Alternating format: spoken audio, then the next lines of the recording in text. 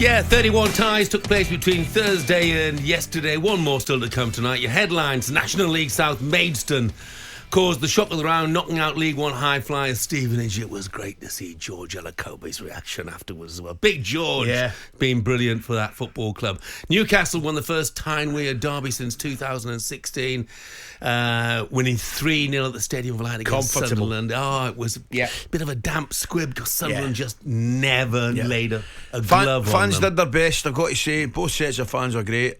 Jeff, honestly, I thought the atmosphere prior to the game was as good as anything I've seen in England for years. Really was. Atmosphere, North East fans were brilliant. But it's heartbreaking for Sunderland because that's what it could be like if only they had a side that could be playing in the top division, and they look a distance off that at the moment. Good bit off it.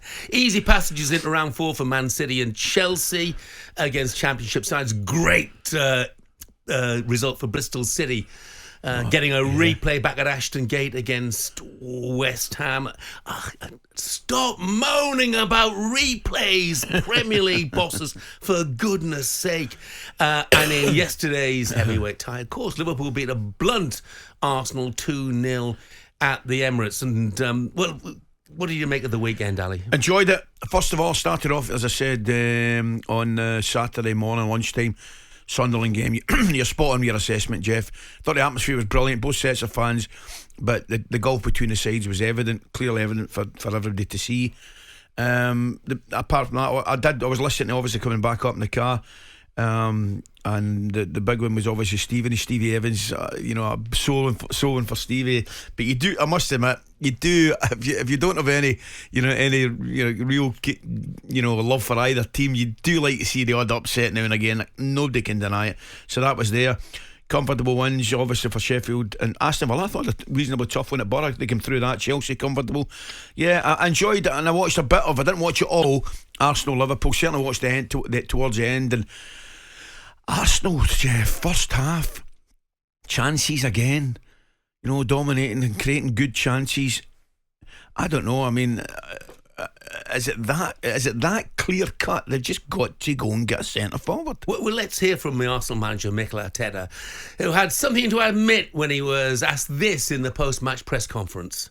The chances that you're creating and not taking them, it becomes a bit of a psychological issue for the team, that they're creating so much and yet it's just not happening. Probably has, especially after today, more than it was against Fulham or it was against West Ham. That's why I think we need to reset, and this break is good and it comes in a good time because they're going to as well feel how I feel about them very clearly in difficult moments, not when things are going well, and hopefully I can see that as well from many other people, that they jump on the train when things go well.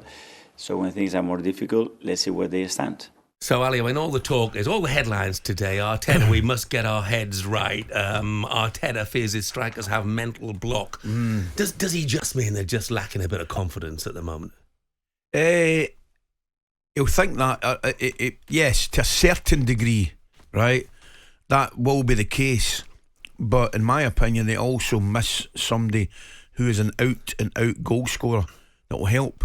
Liverpool and City, for example, I've got it in different styles. Haaland and Salah, completely different players, different styles. But the one thing they do have is goals in them that almost guarantee you 25, 30. The one thing I would say about the weekend, Jeff, do you know what I loved? No VAR. No VAR in games that weren't at Premier League. Well, the one I was at, for example, right? Absolutely magic. It was, and I've got to say, referee Craig Pawson I thought he did really, really well. There was a few, the old-fashioned thuds and tackles going flying in, honest attempts to win the ball. Couple of late tackles which he correctly dealt with yellow cards. There was a penalty incident which I thought he got spot on in the first half, and there was no waiting, there was no hanging about. I just enjoyed it. It was great. Nobody is talking about any of the decisions right or wrong, but they are still talking about Dominic Calvert-Lewin on Thursday night when VAR was involved, and that's bonkers as well. Terrible. You've got to have VAR at all of the games, on none of the Correct. games. It's a joke. Bolton gave a great account of themselves at Kenilworth Road, and they did, and I expected that they would. And here we go, Ali. It is 6:15 on January the 8th. Go on, lads. Defend your mate, David Moyes. Strong team outplayed at home to Bristol City. Jim, the West Ham fan. Jim, you're in the next phase of the Europa League. You're 6th in the Premier League table. Get a grip, man. 6:15. talkSPORT Breakfast, waking you up Monday to Friday morning from 6 a.m. on AM, on DAB, via the talkSPORT app and on your smart speaker. talkSPORT.